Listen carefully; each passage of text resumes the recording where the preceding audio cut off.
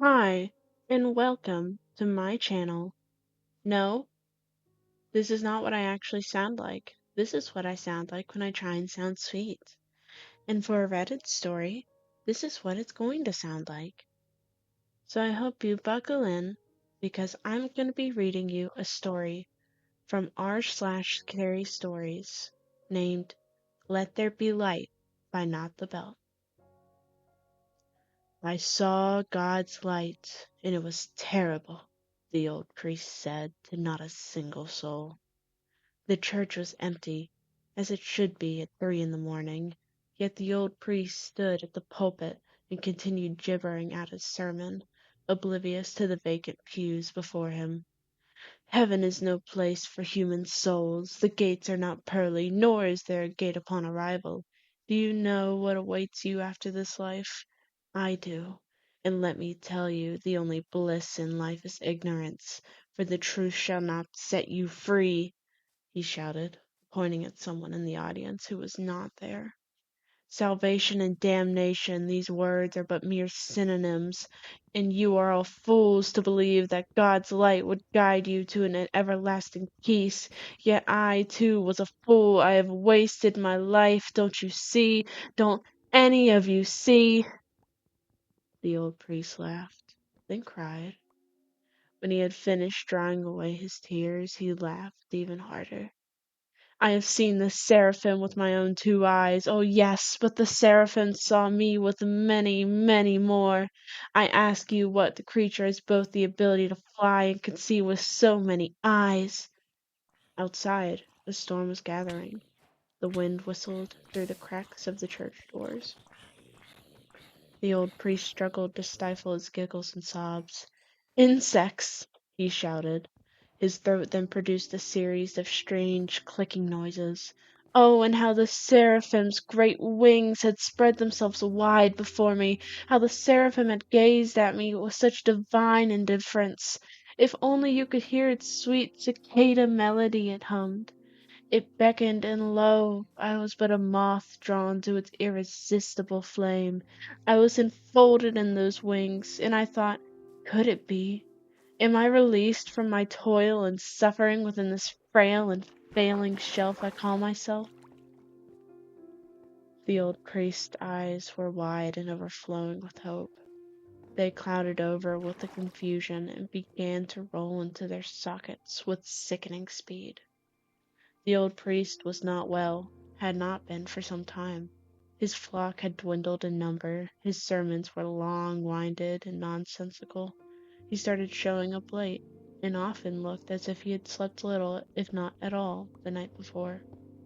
Though some members had tried to help the flock, had ultimately abandoned him.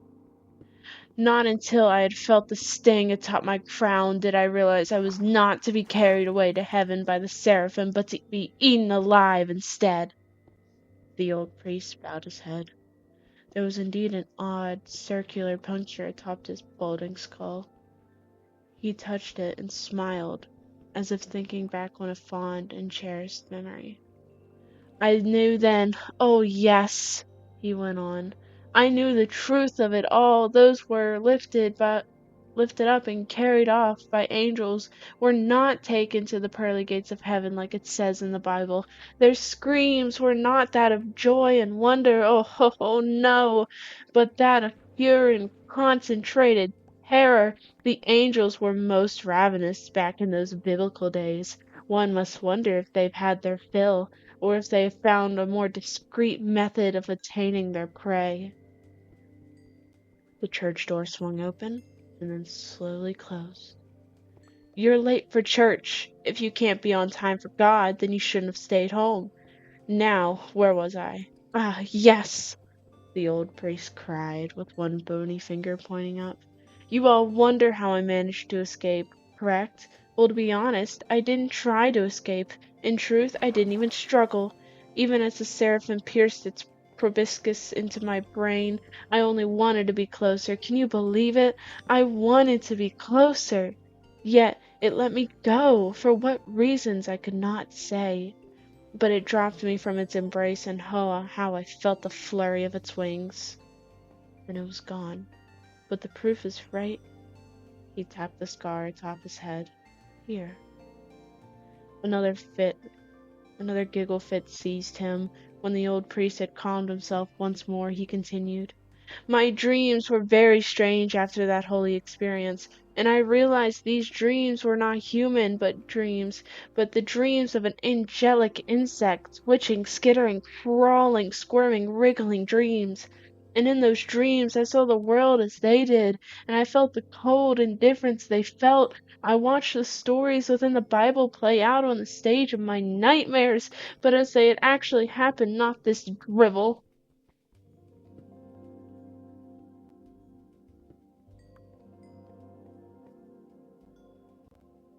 He picked up the Bible in front of him, tossed it to the floor. The Bible made a loud thump that echoed in the empty church. He then gripped the pulpit and extended his neck, the vein along his sallow skin taut and bulging. He lifted his head skyward. Judgment Day is upon us, brothers and sisters, he screamed. Then he were silent for a moment. Lightning flashed outside. The storm drew closer. He looked down at the empty pews and tittered. Noah was punished after the great flood, did you know? God was upset he had saved more animals than insects. He cleared his throat. And the Lord said, Noah, you wretched little fool, I should smite you where you stand, but my children are ever so hungry. Dig a hole in the ground and stick your head in the dirt. Feed my children your memories, your dreams. Then perhaps I shall forgive you. And Noah did without question. And God's children ate aplenty, and Noah's skull was picked clean.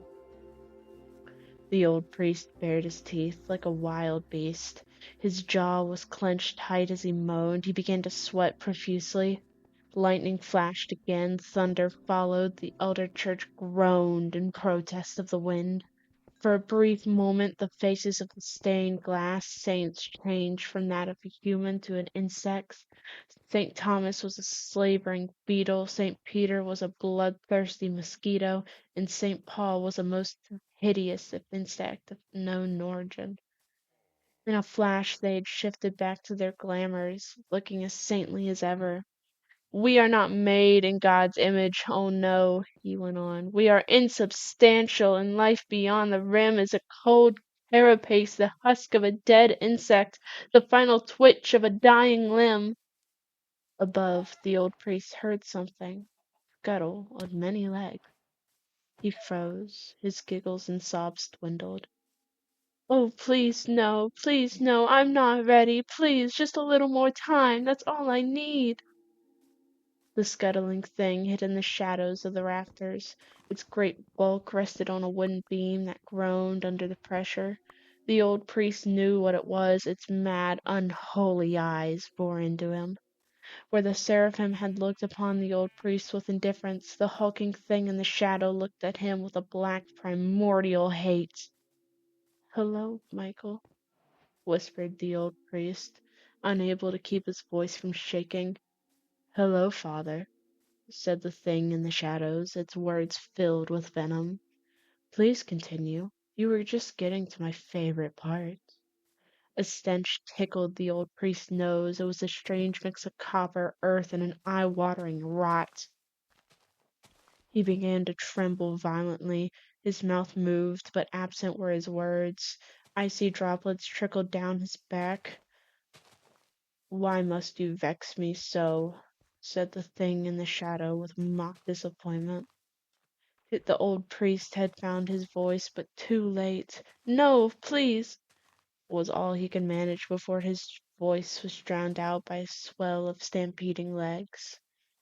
The old priest was then gripped tightly around his midsection and lifted off his feet.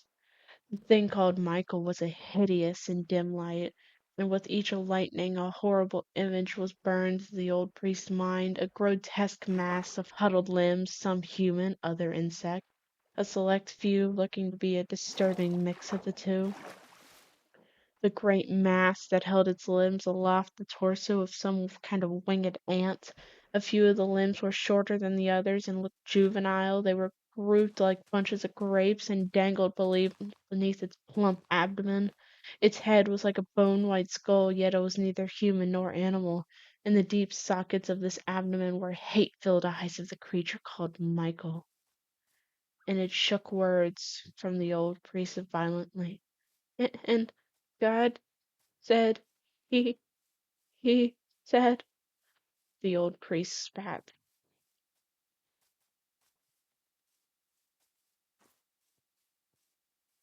What did the gods say, priest? Shouted the thing, its voice a chorus, each word spoken as if they came from the mouth of multiple people, some individually, others in unison. It shook the old priest like a sack of wet bones. God said, he said, oh God, he said, let there be light. And the church lit up with God's light, and God's light was most terrible indeed. Good, said Michael. The old priest coughed up red, his eyes rolled madly in their sockets. That's very good, priest. Michael let him go. The old priest hit the ground hard. He curled himself into the fetal position, moaning in pain. God may yet have a place for you in its kingdom. I believe you'd make an excellent addition to the terrarium. Might even let you build your little church of your own, just like this one. You can preach to the beetles and worms. The Lord knows they've been absent from church as your own congregation has. Most disappointing, but God grows tired of watching you scuttle in the dirt. Perhaps God wishes for a return to the old days, the old ways. Dust off the magnifying glass and put a torch to a failed experiment. Michael bent low to the old priest who had sprawled on the floor. What say you, old man? Shall I sound the trumpet and summon the seraphim to collect you? I cannot promise you won't be eaten alive on your way to God's kingdom, but it's either that or you stay here and burn with the rest of your miserable kind. The multi-toned voice of Michael ricocheted with the old priest's skull. He writhed and moaned, but the searing pain coursing through his body he saw was yet still to come. He saw millions of bodies burn to a crisp, the oceans aflame as salt water turned to boiling, bubbling oil. He saw the great horde of winged horrors descend and consume. He saw, and his soul withered, though pursed lips. An answer was given to Michael. Michael only nodded, then receded back into the shadow. Outside, the storm was raging with all its might. The old priest remained on his back, staring up at the vaulted ceiling. There was a loud crack. Then something heavy smashed down on top of the church roof. The wood splintered and gave away. The old priest could not be sure if the wind stolen through the ragged hole church ceiling, or if something else was producing those familiar, great gusts that rustled his blood-soaked robes. And that is the ending to Let There Be Light by Not the Belt on r/scary stories. I just want to say, when I first read this story, I was amazed because I didn't expect it to be so good. I've also never heard of, insects with God's kingdom or being eaten alive by them. This truly was a really good story, and all credit needs to be taken to the user Not the Belt on Reddit. If you have any questions, concerns, or comments, or if you would like me to uh, voice another Reddit story or any specific stories or subreddits, please let me know down in the comments. I must let you know I am using a cheap setup. The Minecraft video in the back is my own. I am interested in making Minecraft content, but I don't know if I'll be able to. So don't expect stories but every once in a while because I am rarely home. If you like my content, please subscribe if you want to. I'm not gonna force you. I'm not gonna say hit this big shiny red button. If you want to subscribe, subscribe. Like if you want to share, I would appreciate it. I do have a Twitch. It's not very active because, yet again, I am also not home a lot of the time because I am moving between 3 different places very frequently. So, yeah, I will see you guys in the next video. Toodaloo.